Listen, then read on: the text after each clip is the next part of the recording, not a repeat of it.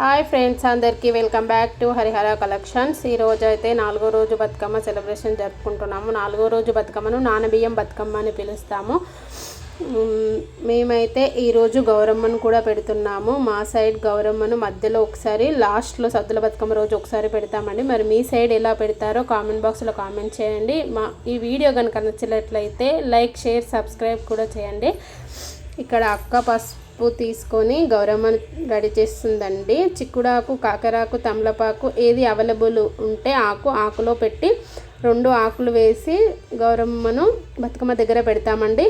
ఇలా రెడీ చేసిన గౌరమ్మను పసుపు, కుంకుమ, అక్షంతలు కూడా వేసి బతుకమ్మ దగ్గర పెట్టిన తర్వాత మా బతుకమ్మ అయితే ఫైనల్ లుక్ చూడండి. ఈరోజు రెడీ అయిన ఫైనల్ లుక్ కూడా ఎలా ఉందో చెప్పండి. ఇలా రెడీ చేసిన తర్వాత పిల్లలకు బొట్టు పెట్టి కాళ్ళకు పసుపు కూడా పెడుతుందండి అక్క.